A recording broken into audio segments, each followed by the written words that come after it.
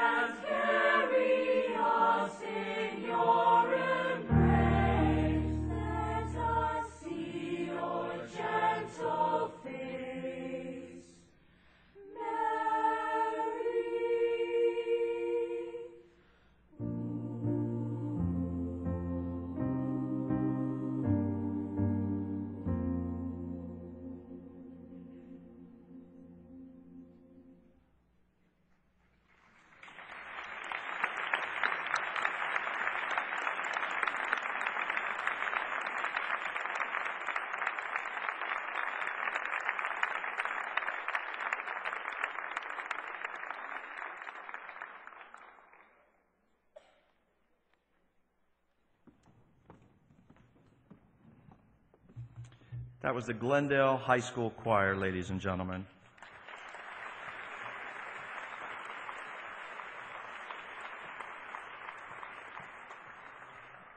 Good evening, ladies and gentlemen.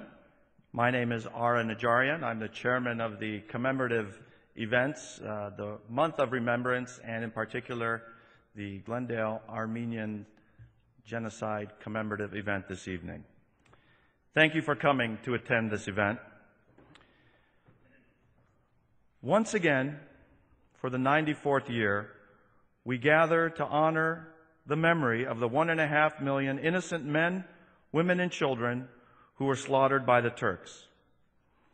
And each year we ask, why did this happen? Why couldn't some nation have stopped it? What made one nation try to annihilate another? Those are the questions we keep asking ourselves over and over again. Tonight, we are here to honor the memories of those who perished in the first genocide of the 20th century. We ask that the perpetrators acknowledge what happened in 1915. Acknowledge that what occurred was not an unfortunate situation, but that this was a well-planned and executed genocide. President Obama, if you're listening, I can't tell you how disappointed the community is for breaking your promise. Breaking your promise to tell the whole world that the U.S. recognizes the Armenian Genocide. Not the Medzierern, but the Tseraspanuchun, if you're going to start using Armenian words. We, the descendants of the genocide survivors, must also acknowledge and thank people who did reach out to help. One group in particular that braved the dangers of Ottoman Turkey to save innocent Armenian men, women, and children was the American missionaries. Let me tell you a story. In 1895, a young woman from Boston, Massachusetts, Corina Shattuck, left the comforts of her New England home to help spread the word of God in Urfa, an Armenian city that had been occupied for centuries, but now taken under control by Turkey. Ms. Shattuck, with the utmost compassion and kindness in her heart, rescued a 5-year-old boy named Hagop Najarian, my grandfather. Hagop was an orphan roaming the streets of Urfa. He was starving, cold, and scared. He had just witnessed the most horrific sight imaginable. He had just seen his father's head chopped off by the Turkish gendarmes. Under Ms. Shattuck's and the American missionaries' loving care, my grandfather survived. He received a high school education, learned a trade, and kept his faith in God. When Hagop was deported again during the 1915 genocide, he was forced to march into the desert, and he took with him only 2 worldly possessions, the 2 things that were dearest to him.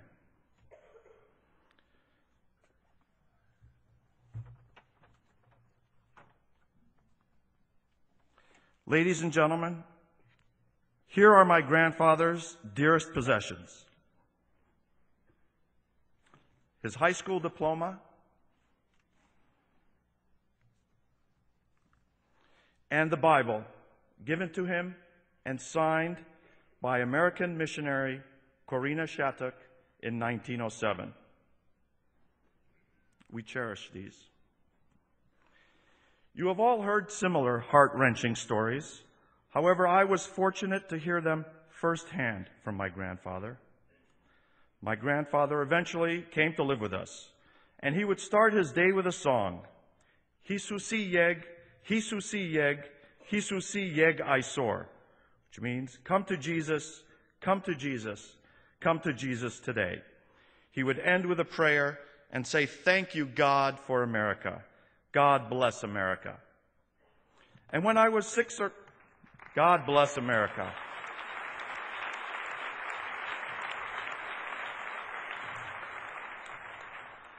And when I was 6 or 7 years old in Ohio, every time we had Armenian guests, my grandfather would ask me to recite one of the few poems that he had taught me. Regardless of which poem I would recite, I always had to end it with Avedisian Aharonyan's famous lines. Aiskan charik, te moranan mer vortik, tog voksh ashkar, gartha hayun nachadink.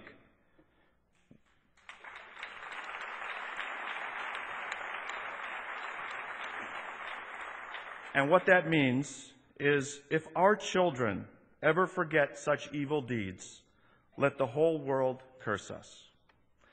I was blessed to know my grandfather, but many people in this room have not had that chance to know their grandparents. But I want all the grandfathers and grandmothers who perished during the genocide, and all those who survived, to know that we will not forgive nor forget Aiskan Charik.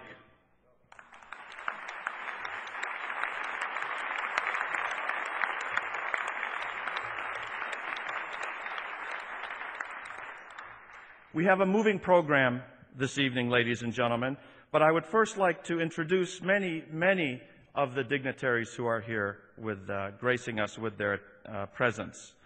From the city of Glendale, we have the Honorable Mayor Frank Quintero.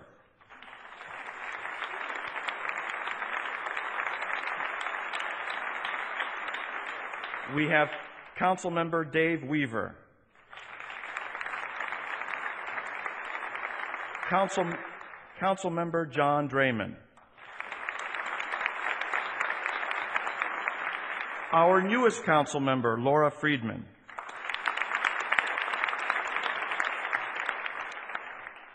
Congressman Adam Schiff is with us this evening.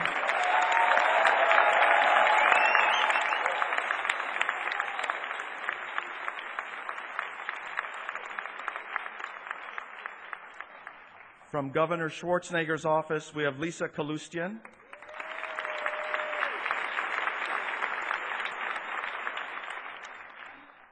From California State Senator Carol Liu's office, we have Talin Malgallego.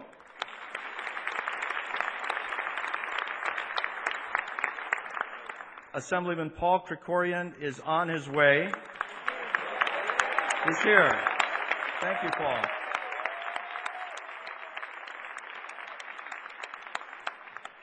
We have Los Angeles County Sheriff Lee Baca.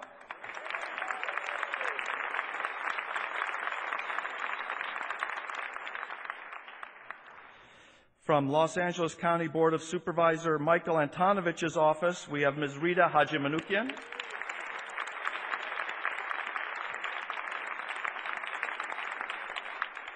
We have the Consul General from the Republic of Armenia, Grigor Hovanesyan.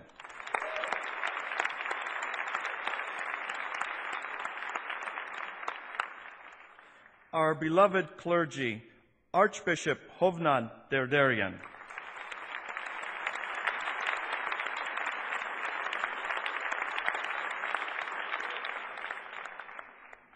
Archbishop Mushev Mardirosyan.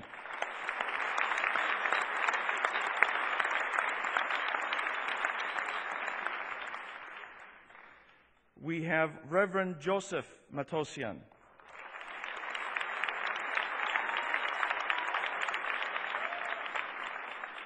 We have Father Anton from the Armenian Catholic Church.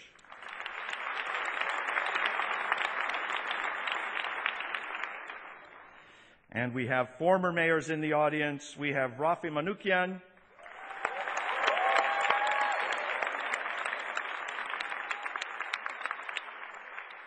And of course, he's everywhere, Mr. Larry Zarian.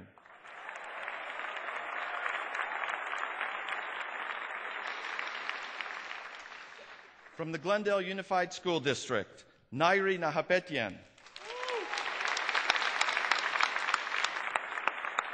Newly elected Chris Walters.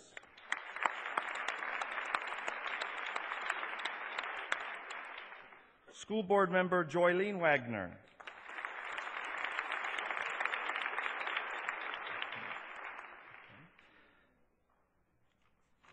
ladies and gentlemen, this would not be a genocide commemoration without inviting to say a few words someone who has been a champion of the recognition of the Armenian Genocide.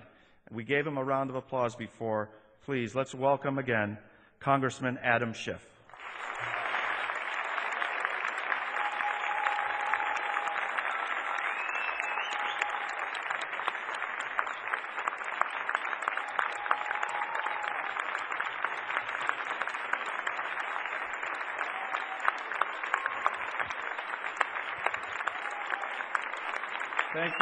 Thank you very much. Thank you. If you keep that up, you're going to give me a fat head. And I don't know about you, but I'm still a little disoriented by starting on time.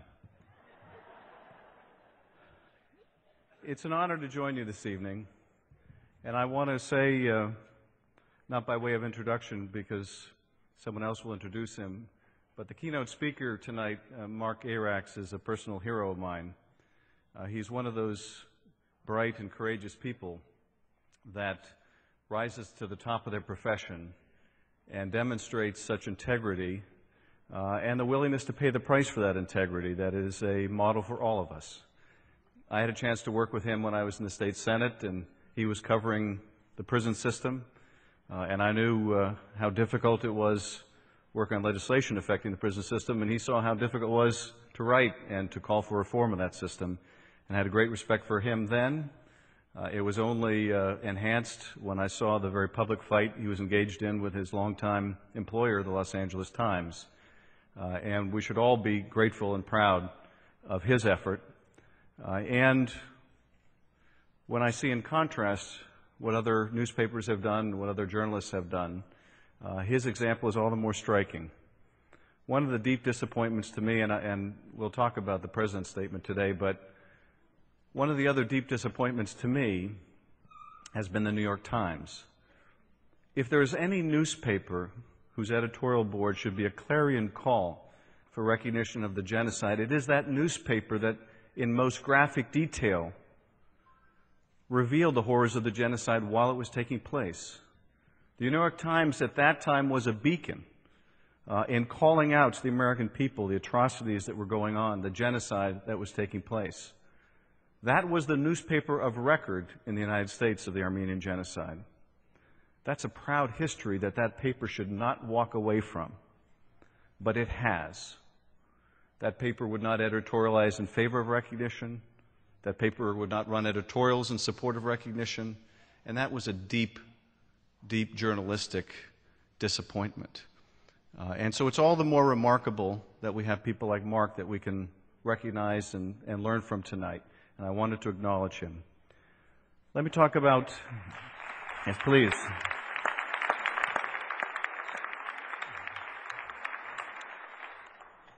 I'm really honored to join you tonight and to join you in remembering those that were lost, those 1.5 million people, many of your family members, many of the family that you never got a chance to know, many of whom we were deprived of not only their company but their contributions. And I never really thought about it this way until earlier this week. I was at a Holocaust commemoration and Elie Wiesel spoke. And he talked about how all of the world atones, whether we recognize it or not, for a genocide or a Holocaust. And part of how we atone for it is what we have deprived ourselves of. When you look at the Armenian community, and I know today is a sober day for us to look back on what we've lost, but it's also a day to celebrate what has survived and thrived, notwithstanding the hardship and the tragedy. The Armenian people have contributed in every walk of life, in medicine, in the arts, in law, in politics, in engineering, in science. But think how much more the Armenian people could have contributed if those 1.5 million lives had gone on, if those children who were taken away from us had grown to maturity and become the doctors and the scientists and engineers. Think of how many cures we would have had. Think of how many contributions we would have had in so many ways and shapes and forms. This was a loss that Elie Wiesel pointed out that occurred with the Holocaust. It is a loss we have also experienced in the Armenian Genocide. So we pay to this day for men's inhumanity to man. Wiesel pointed out a terrible irony of the repetition of genocide and asked the question of whether man's inhumanity to man was a part of human nature. Is it possible that inhumanity is part of human nature? I share the disappointment that Ara mentioned with our president today. No president has come to office with a stronger understanding, I think, of the Armenian Genocide or with a stronger track record. Our president, when he was a senator, spoke forcefully against the firing of John Evans and said that a country who had a policy of firing people for speaking the truth, that was an intolerable, insupportable policy, and he was right. Then Senator Obama also said that the United States of America deserved a president who would speak plainly about the Armenian Genocide, and he was right. But he was not that president today. And that's deeply disappointing. Now, I still hope that he will become that president. And I'm going to work, and we need to work together to make him become that president. Because he was right. America deserves a president who speaks plainly about this. America needs a president who speaks plainly about this. Again, turning to Elie Wiesel, as he has pointed out, the denial of genocide is the last chapter of genocide. And we are in the last chapter of the Armenian Genocide. We don't want to be complicit in that campaign of denial. And so we have a moral obligation to speak plainly. Our president has a moral obligation to speak plainly. We in Congress have a moral obligation to speak plainly. And we have a powerful contemporary reason as well, and practical reason, and that is we cannot use the moral force of this nation to stop the killing in Darfur. We can't ask Russia and China to offend its ally, the Sudanese government, if we're unwilling to offend ours by speaking plainly about a genocide that took place almost 100 years ago. That is not a supportable policy. It's not an acceptable policy. And as we have seen in Darfur, it's not an effective policy either. And it's not one that befits this great nation. So our work will go on. We are determined. We will stop at nothing. The Congress will recognize the genocide. The President will recognize the genocide. In time, Turkey, too, will recognize the genocide, and we will not rest until that happens.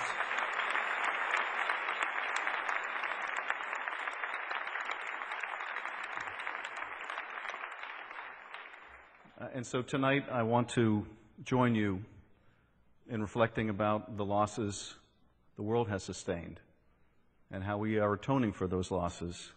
But I want to join you, and I want to join that resilient Armenian spirit in persevering and making sure that we put an end to this final chapter of denial, and this country lives up to its highest moral standing. Thank you, and God bless. Thank you, Adam. Thank you very much.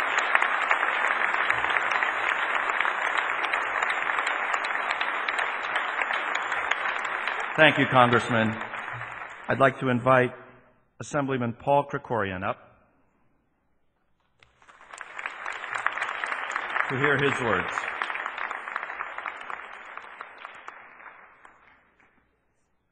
Thank you, Ada. I'm so honored to be with you all tonight as an Armenian, as the member of a family that was impacted by the genocide, but also as an American, because I think that it's, as the Congressman said, it's so vital to all of us to uphold the values that America stands for, and doing this today is a step in that direction. You know, someone that I heard earlier today asked, well, why do you continue to fight for this after 94 years of continuing to struggle? Why does it still matter? And my response was, imagine, if you can, remember back to the moment that you heard about the World Trade Center's collapse. And remember the feeling that you had in your heart when you saw those towers go down and you thought of the humanity that was lost in that horrid moment. And remember the days that followed when you saw the walls with pictures of men and women and babies even, whose families hoped and prayed that perhaps they might still be alive someplace in the rubble. And remember how heart-wrenching that was, and remember your reaction to that. And I know my reaction was that for days following 9/11, I wept for those people. I didn't know those people, but I wept for them.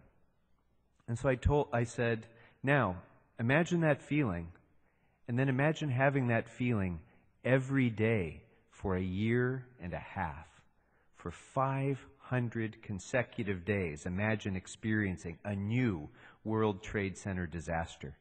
And if you can imagine that horror, then you can begin to imagine the magnitude of the Armenian Genocide. And so, yes, it matters to us because of the magnitude of that tragedy, but it matters to us also for the reasons that Congressman Schiff said. Without acknowledging the horrors of the past, without dealing with the horrors of the past truthfully, with fearless honesty, and with a demand for justice, then we will never have the moral credibility that we need to stop tyrannies from continuing the cycle of genocide generation after generation after generation. Martin Luther King taught us that an injustice anywhere is a threat to justice everywhere. And if we don't demand justice for the Armenian genocide, then people throughout the world will continue to be vulnerable to that sort of atrocity. So by your being here today and by the city of Glendale's standing up with the Armenian people, we're taking a step toward that day when perhaps once and for all, perhaps honestly and finally, we can truthfully say, never again. Thank you all very much. Thank you, Assemblyman.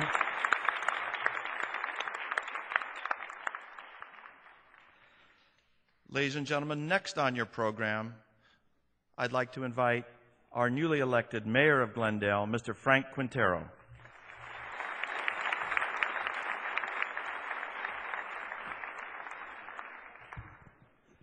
Thank you. It's an honor to be here tonight on this most solemn day. I started working with the Armenian community in 1976. I was the head of an organization that helped people find employment. And starting with Armenians fleeing the civil war in Lebanon, I began to ask the question, what happened to your family? And I asked the Armenians from Aleppo, Syria, and from Baghdad, and later from Iran and from Armenia. And everyone had a story. They had a unique story, part of the larger picture, but an individual, unique story. And so since 1976, I've been explaining to non-Armenians that this is an event that happened in modern times. I talked to people, older people, whose parents had perished in the genocide, and younger people whose grandparents had perished in the genocide. It's hard for Americans sometimes to understand history. 100 years, 94 years, that's so far away. No one thinks of those, of that long period of time. But when you ask individuals, it becomes very personal and it becomes very understandable. And so I think the Armenian community in the diaspora, the best way to get this message across is to talk about their individual family stories. I visited Armenia in 2003 when I was the mayor. And after visiting that wonderful, wonderful place, I think the diaspora has two missions. One, to not ever let a moment rest, not take any time off of the mission of getting in this place, in this country, getting the American government to recognize the genocide. And then the second mission is to help Armenia, to help Hayastan. There's a million things that Armenians in the diaspora can do. They can give a little bit of money. They can help the Armenia Fund. There's just so many things that the diaspora can do. And I hope those dual missions whether you're an Armenian living in Glendale or in Argentina or Canada or wherever you live. I hope that those dual missions will never be forgotten. I know for me personally they won't be. Thank you very, very much.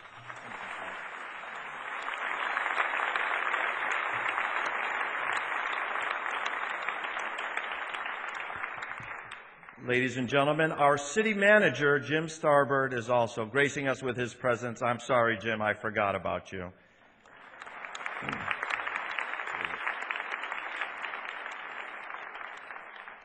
And now let's welcome and enjoy the sounds of Abstract 3.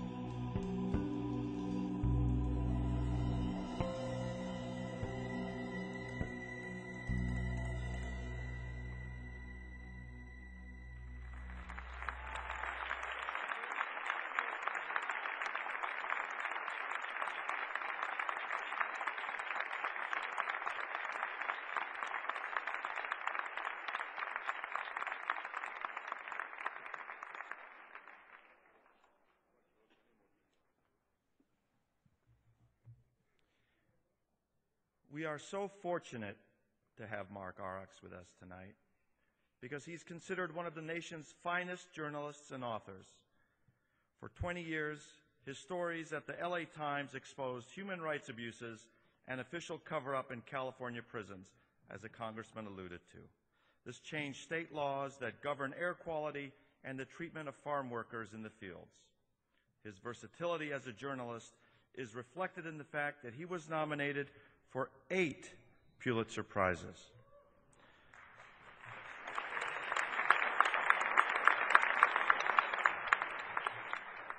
Mark left the LA Times in 2007 after the paper's managing editor decided to censor his story on the denial of the Armenian Genocide. The editor said, that Araks could not write the story because he's an Armenian. He is now teaching literary nonfiction at Claremont McKenna College and working on his 4th book. Ladies and gentlemen, Mark Araks.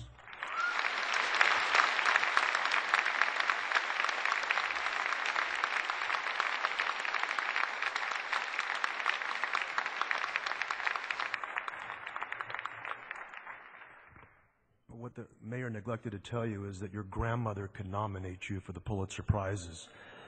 So, Hayastansis, Barska Hais, Beiruti Hais, brothers and sisters from Aleppo and Kesab and Alexandria and Bolis, Marseille Armenians, Canadian Armenians, Armenians born in the United States, Fresno, the land of sun and Soroyan in my case, 1st generation, 2nd generation, 3rd generation, and 4th. We are gathered here as one, joined by our friends, some powerful, some not powerful, who may be Asian and Black and Latino, Jew and Arab. Let me concede at the outset that our Armenian unity, sadly, can be a rare thing. How many hours, how many days, how many years have we spent dividing our small number into smaller numbers? Our political parties, Tashnag and Rangavad, Hunchag, and Party Korzagan, our cultural and philanthropic groups, Hamaskai and AGBU, our youth groups, AYF and ACYO, 2 apostolic churches, 2 summer camps, where I'm from, 2 blessings of the grapes in summer, 2. And yet once a year, on this date, we come together as a tribe of one people across time zones and geographical divides and political and social separations. In a strange way, in a perverse way, we have the nation of Turkey to thank for this. Turkey's unrepentance has done us a favor. The genocide is the one thing unassailable, the one thing resonant, the one thing that we, without equivocation, agree on. Had Turkey recognized the genocide, say, in 1965, would our youth, garbed in black T-shirts, be handing out leaflets and flyers at the Americana last night? I don't think so. Had Turkey recognized the genocide, would that crime, nearly a century old, make its way onto the front pages of the New York Times? And will we see 4 or 5 Armenian grandmothers, the photographs of them on the front page of the New York Times, as we saw a few years ago? I don't think so. What other act of history, I ask you, 9 decades after its deed, continues to play out with such relevancy and such fire? Yes, we have our own vigilance to thank for this, and yet, please don't take offense when I say that the Turkish denial has been both a curse and, in a very strange way, a gift. Let me return where I always return, to my two grandfathers. It's late May 1915, and my mother's father, Hamayak Mekatarian, is a 15-year-old boy roused from his sleep by the Turkish gendarmes who have entered the family compound in Mush, Daron. His mother comes to him with a Bible in hand and tells him he must run, and he must run without the rest of the family. Her last words to him were, "Wherever you go, take this Bible with you, and remember to always go as a Tashnag."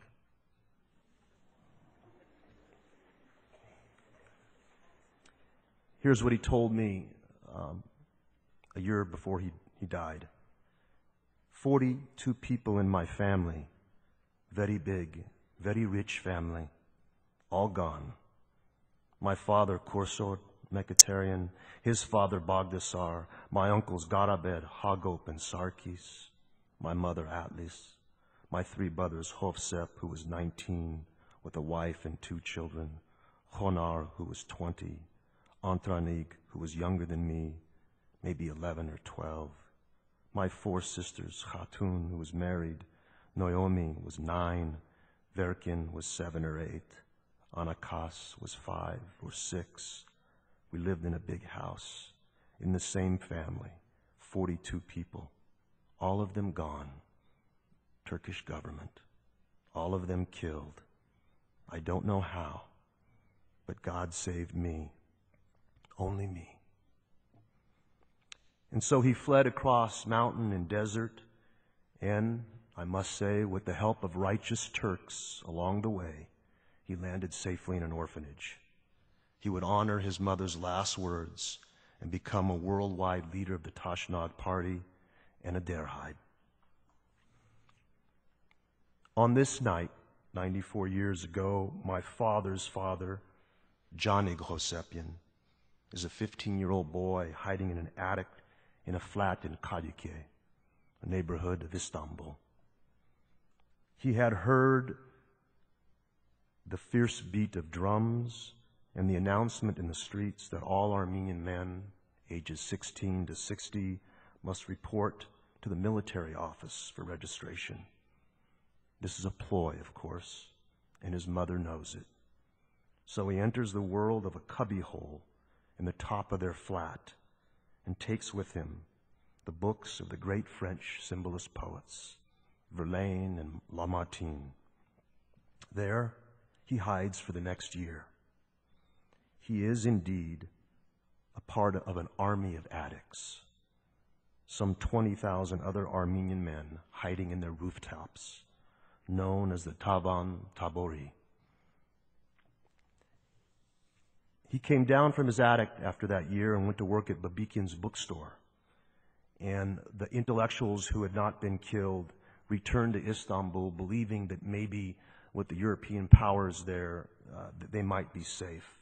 And they tried to resurrect their lives. And my grandfather wanted to write, and he was taken by his teacher, Yervant Odyan, who told him that he had to have a pen name. Janig Hosepian wouldn't do.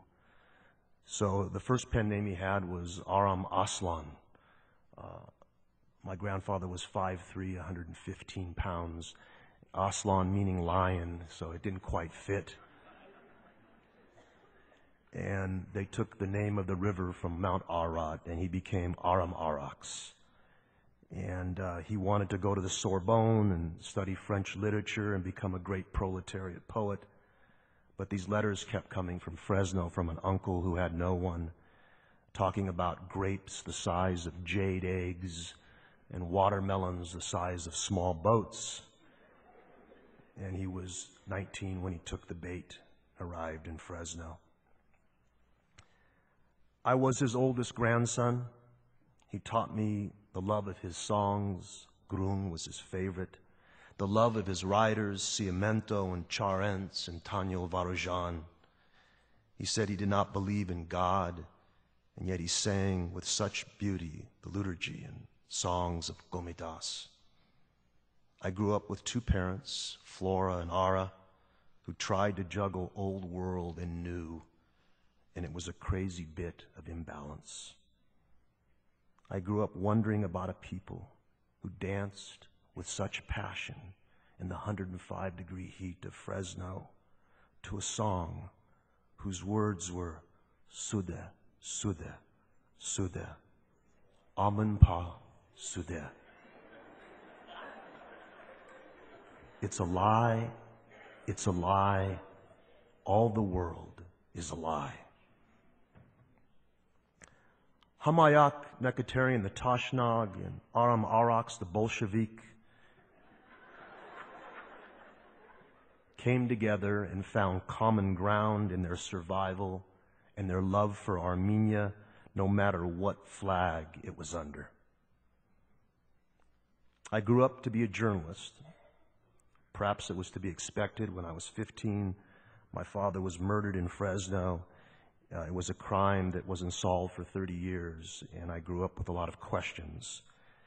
My first book was an attempt to answer those questions, and I didn't start with Fresno. I went all the way back to Armenia, and I found that there were 4 murders in our family, 2 murders in the old country, 2 murders in the new country, and in between was the murder of the Armenian nation. When I walked into the Los Angeles Times 20 years ago, I did not walk in carrying a flag. In fact, I went the other way. I became the prison reporter, the Hmong reporter, the Mexican farm worker reporter, the Chinese reporter, everything but the Armenian reporter. And yet, it was hard for me to be inside there and work for a paper who invariably, when it came time to write about the genocide, someone slipped an adjective in front of the word, alleged. And so I got together with a few of the Armenians on staff and a few of our brothers, Jews, and we wrote a letter, said that there is no need to equivocate when it comes to the Armenian genocide. Eventually, this was kind of written in law at the LA Times, that the genocide is the genocide. It went into our style book. So 2 years ago, for one of the first times, I decided to do a story on the Armenian genocide. Not a historical story, but a story of denial. And what I did was tackle a subject that I thought was very relevant at the time. I basically wanted to see what the Jewish community was doing about the Armenian genocide, and here's what I found out. That Jewish scholars, intellectuals, Jewish congressmen like Adam Schiff were doing more to advance the cause of the Armenian genocide than anybody but maybe our own scholars and our own politicians.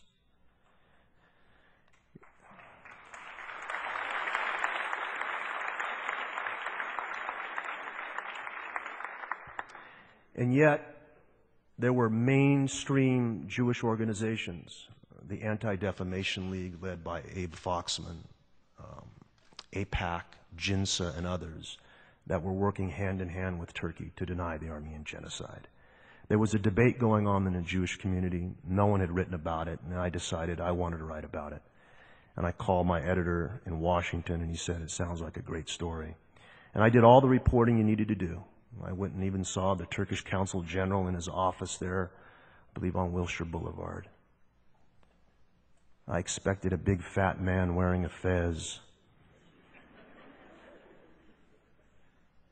with his socks, his pants up, his socks visible, making a ring around his ankles, wearing slippers, worry beads in hand. But it wasn't that way. He was slick. Araks. What kind of name is that? It's Armenian. Did your grandfathers, were they born back in Turkey? Yes. Ah, so they survived. By the way, do you know any Turkish words? Pesavank, I said.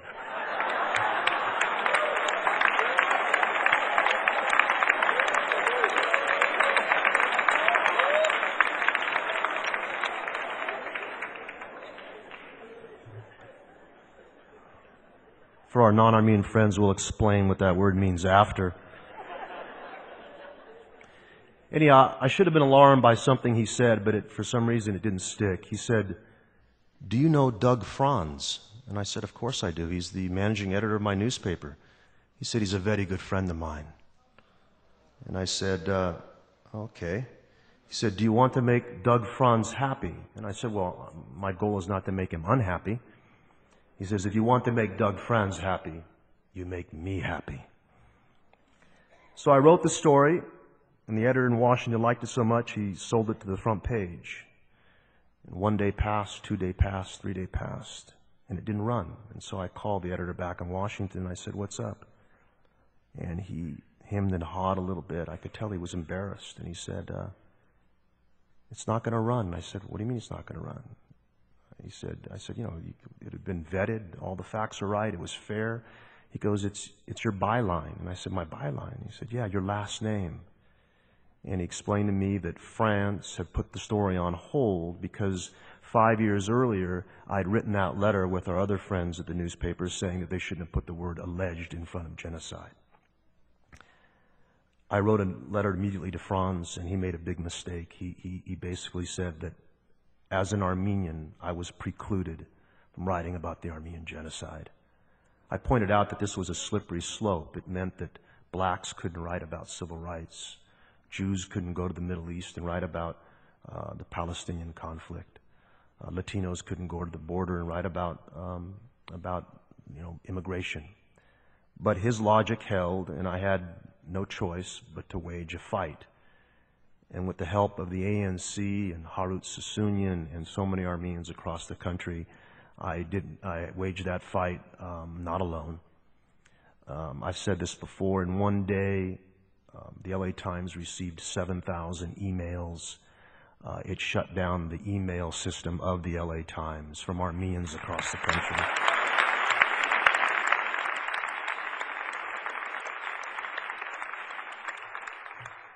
I thought it interesting that when the publisher, his name was David Hiller at the time, decided to break bread with the Armenians, he didn't have them come down to downtown Los Angeles to meet with him there. He actually came out to Glendale here and met with them. Anyhow, you don't take on the managing editor and survive, so I had to leave the paper, but a few months later, Doug Franz was fired.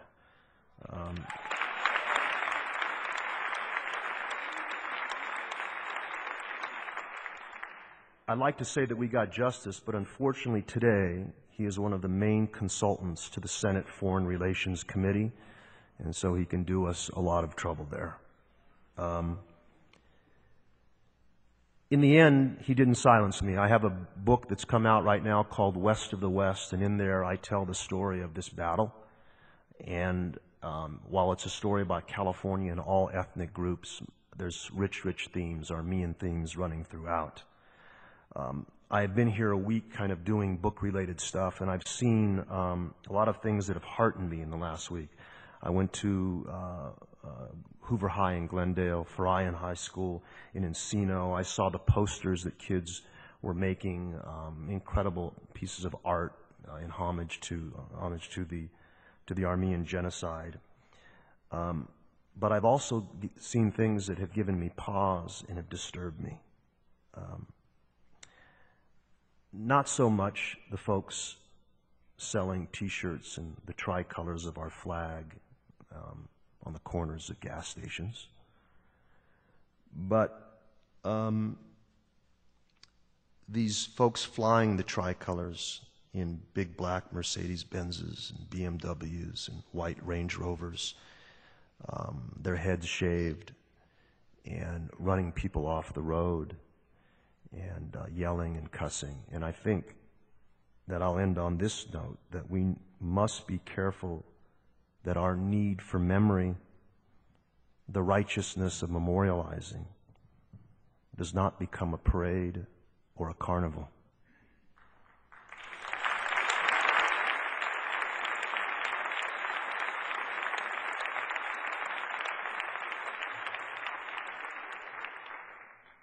we must not allow something profound to be turned into something profane. Thank you.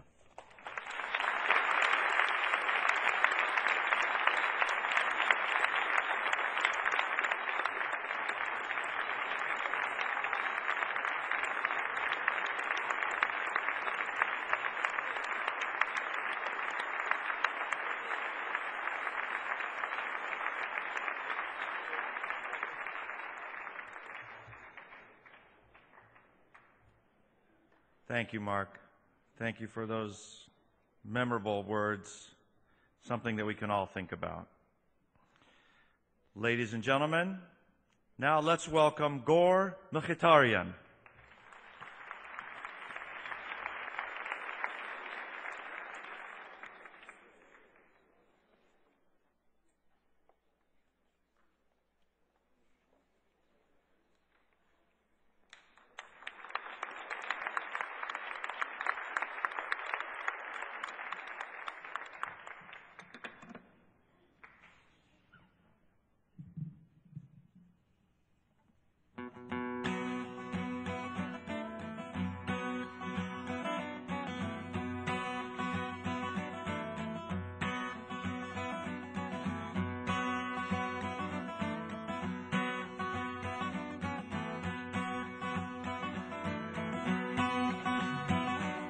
Sarıdır manemekin Kezin man şemtesin Khole khol tsover mansen Aç kerid guiz şemgetel Mitsagik tam keznaver Yes koyar neman hamper Կուզեի համեմատվել արևի հետ Կամել դառնալ սառը գետ Այդ ինչքան ես բարի, այ աղջիկ նազելի Կատորն ես դու լուսնի ինձ համար Դեպի ինձ ես գալիս ու քո սիրտն ես տալիս Տաքացնում ես հոգիս մինչև վերջ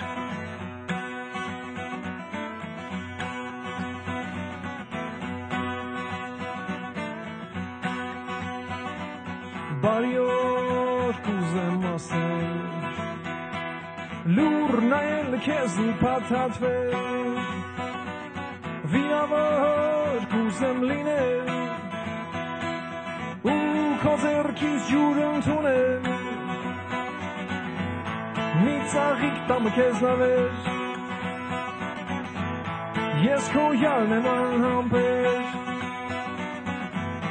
Կուզեի համեմատվել արևի հետ Կամ էլ դառնալ սառը գետ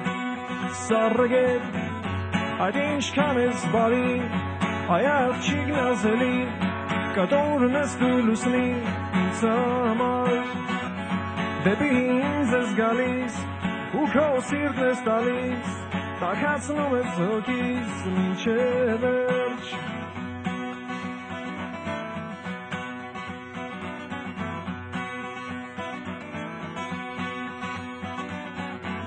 Այդ ինչքան ես բարի, այ աղջիկ նազելի Կատորն ես դու լուսնի ինձ համար Դեպի ինձ ես գալիս ու քո սիրտն ես տալիս Տաքացնում ես հոգիս մինչև վերջ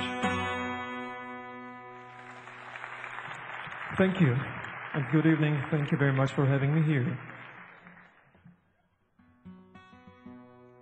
I'm going to play 6 short songs, selection of my old albums. And once again, my name is Gor Mkhitaryan, and պիտի մնացածը հայերեն ասեմ, եւ մենք հավաքվել ենք այստեղ հիշելու մեր նահատակներին 1915 թվականի եւ ինչպես կարող ենք պատասխանել մեր դեմ կատարված այդ ոճրագործությանը 20-րդ դարի առաջի ցեղասպանությանը այսօր 21-րդ դարում նույնպես տեղի ունենում ցեղասպանություն Սուդանում, այսինքն Դարֆուրում եւ մեր պատասխանը կլինի, որպեսզի մենք օգնենք նույն վիճակում գտնվող մեր եղբայրներին, թեև հայ չեն։ Մուտքի մոտ վաճառվում են CD-ներ եւ ամբողջ ուրեմն եկամուտը CD-ներից 100% պիտի գնա ցեղասպանության, Դարֆուրի ցեղասպանության այսօրվա զոհերին եւ նրանց ժառանգներին, դա կլինի մեր պատասխանը։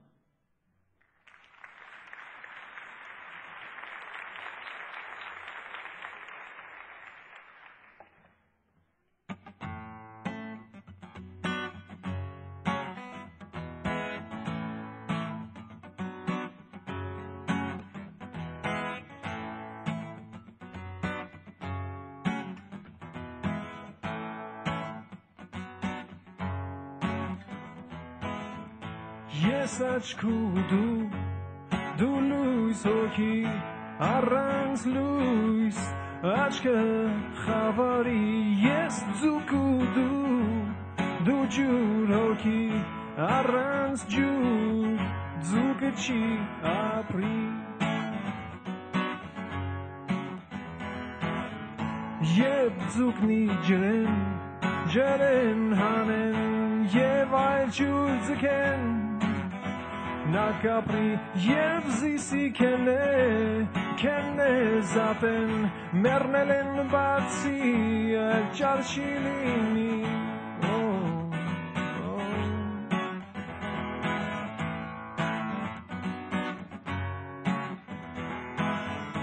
Yes hafkiz du tevoki arranz tev Avkachi turni yes mart is du kami oki arranz hev kim vaske chilini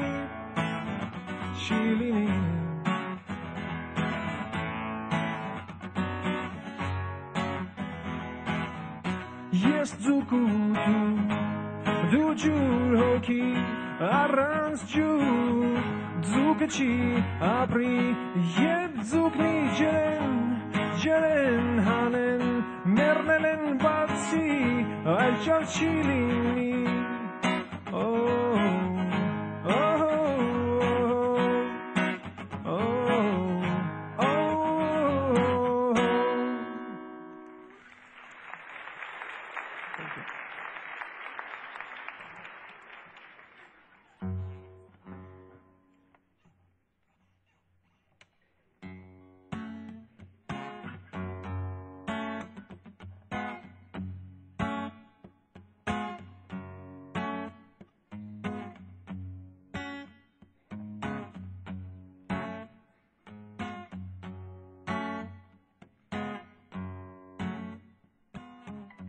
Կարշատ գնացքն առանց պարուհան, առաջ է սողում, ծմերվա կեսին, ու ես եմ միայն ամբողջ վագոնում, ծլուր ու ծրտար, անվերջ վազվզում, մի ապսե, հեռու մի հերդե, մի բաժակ, արևի գինի կուզեմ,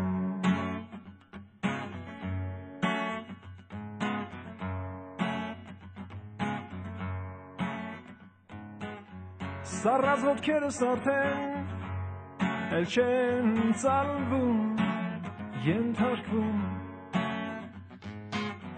Նույնիսկ մտքերս արծե ամբդարձած ներքև են թափվում կտոր առ կտոր Մի ապսե հեռու մի հերդե մի բաժակ արևի գինի կուզեմ Mi apse herro mi herde mi bajak arevi gini kuzem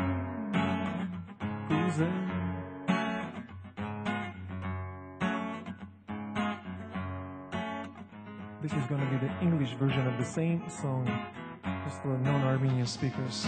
Thank you very much for coming here. Iron serpent slithers on, curving its way through winter's white. I am all alone in this boxcar, shaking from the cold, shaking from fright. All I wish all that I desire. Sun-brewed wine, a dish of raw fire. All I wish, all that I desire. Sun-brewed wine, dish of raw fire.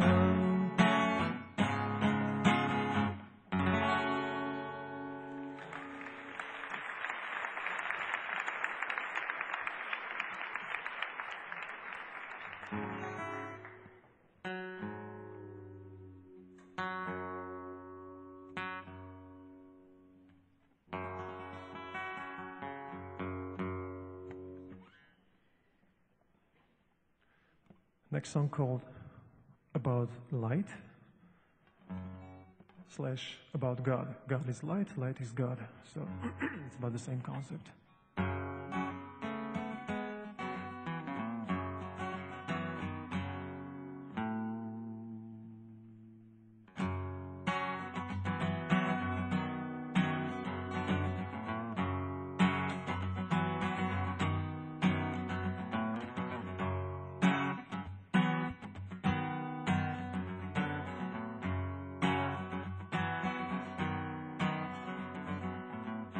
Դու միակն ես, որ կարող ես բոլորին տվել,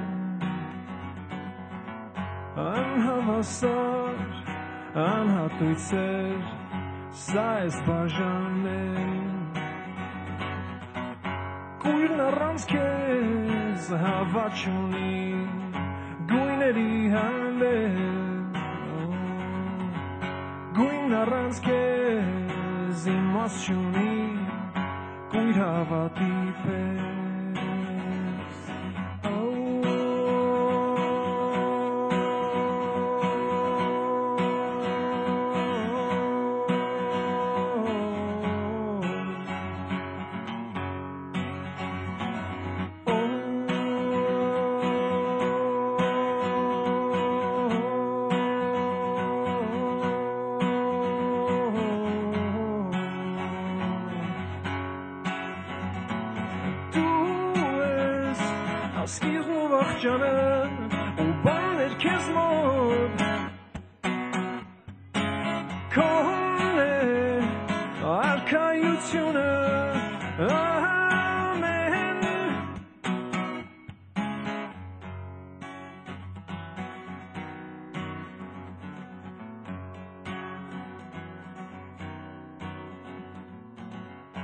Դու շատ ծերես, բայց մաքուր ես, ադամանդի պես, ծեր արևի լուր ծիծաղնես, որ շոյում ես մեզ, գիշերներին բացակա ես, բայց չես մոռանում մեզ,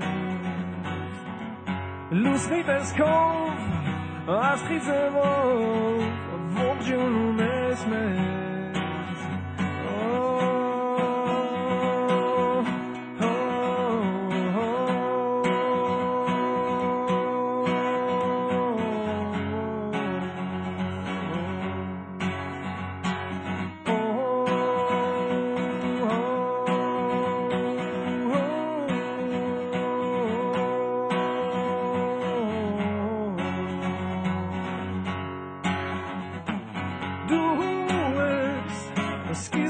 Չանան ու բաներ քեզ մոտ Քոհոն արքայությունը ամեն Դու ես ասկիզն ու վախճանան ու բաներ քեզ մոտ Քոհոն արքայությունը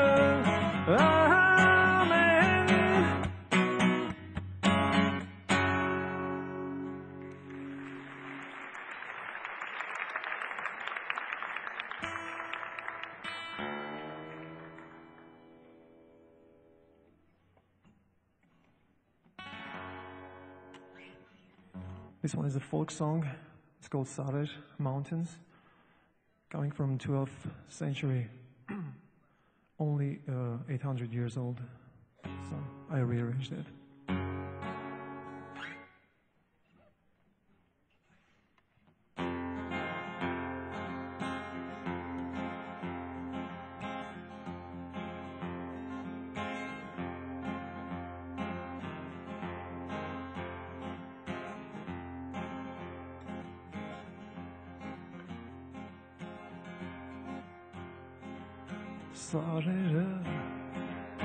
Sarere manem yegen Yanainani jan Siras yaris vartnem kamen Yanainani jan Hey jan Siras yaris vartnem kamen Yanainani jan. Oh.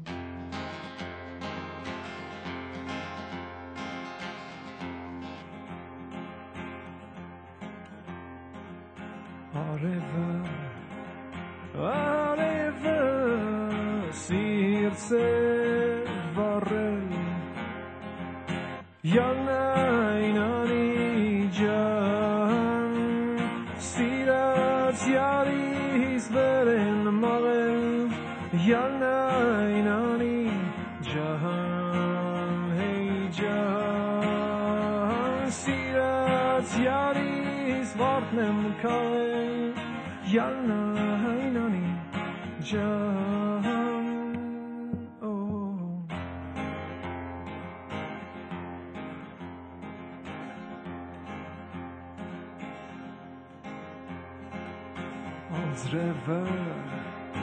Anzreva sirtse mogen Yanainani jan Siras yaris veren magen Yanainani jan Hey jan Siras yaris veren magen Yanainani jan. Oh. Thank you. Shout out to you.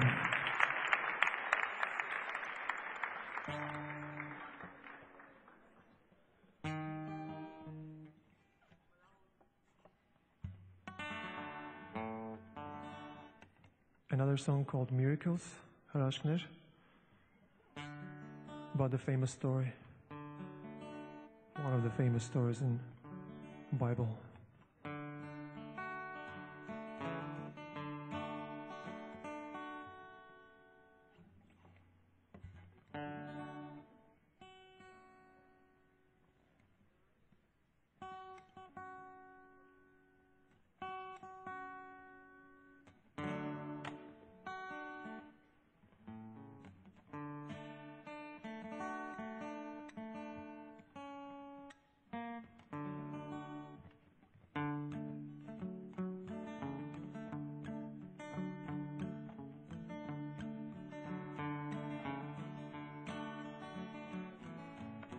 Ջուրն արդեն բողոքերվեց, ազնվացավ, գինի դարձավ, խոսքն արդեն հիմնավորվեց, ապացուցվեց, ու գործ դարձավ, մինչև այդ պահն անպատասխան, հարցեր երկար շարան, Արագ գտան պատասխանները վերջնական Կիսախավար մեզ ինչքան դեռ պիտի ճիշտես Երկնքում կարծես գտնես դարձնես պահես Բայց սրանչքն աստվածային այսօր էլ այցելեց Ինձ ազատեց ու հաջորդին պատրաստվեց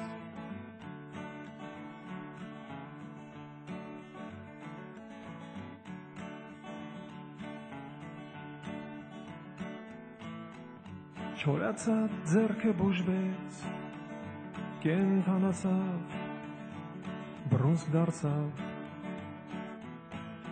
5,000 հոգի կերակրվեց, 5 հացով, 2 ձկով, մինչև հետ պահն անպատասխան, հարցեր երկար շարան, արագ գտան պատասխաններ վերջնական, կիսախավար, մեզ ինչքան դեռ պիտի ճնշես, երկաթե գրկում սեղ մեզ խեղտես, պահես, բայց հրաշքն աստվածային, այսօր էլ այցելես, ինձ ազատեց ու հաջորդին պատրաստվեց, կիսախավար, մեզ ինչքան դեռ պիտի ճնշես, երկաթե գրկում սեղ մեզ խեղտես, պահես, բայց հրաշքն աստվածային, այսօր էլ այցելեց, ինձ ազատեց ու հաջորդին պատրաստվեց,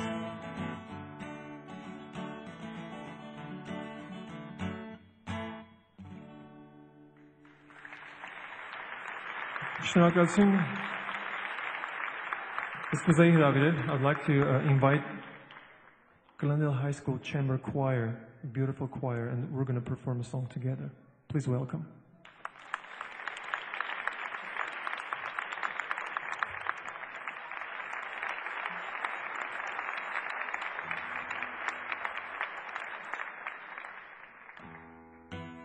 It's a song called Blessing.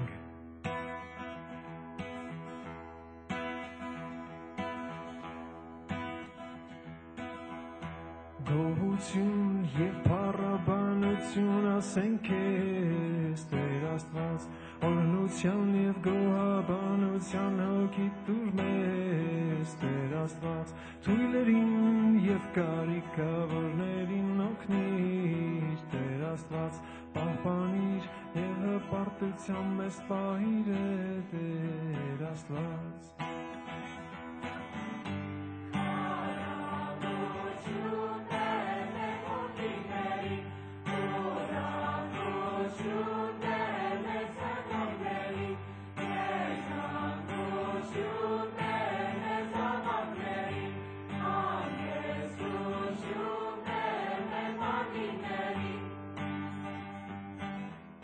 Երկնքից իջար փրկություն բերիր արյամ տակագին, մարդացարան մեղծեությամբ անմար և անչափելի, թույլերին և կարիքավորներին օգնիր, Տեր Աստված, պահպանիր և իմաստության հոգի տուր մեզ, Տեր Աստված.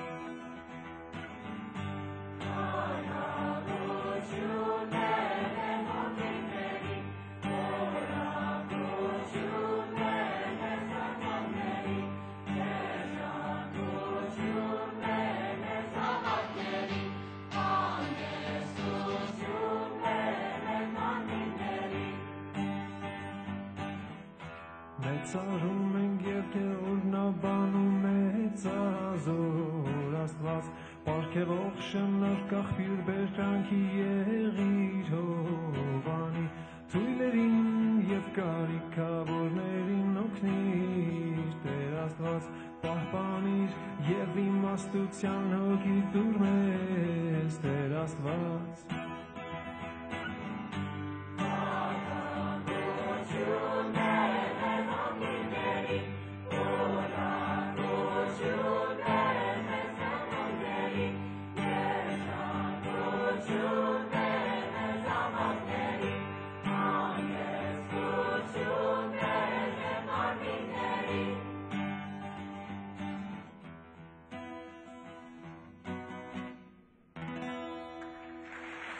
Thank you. Thank you very much. And don't grab the CD at the door.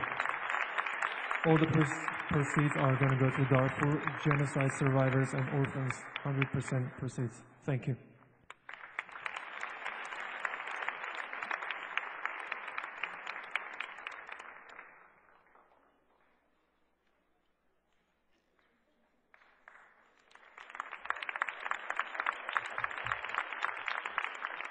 Ladies and gentlemen, that concludes our annual commemorative event.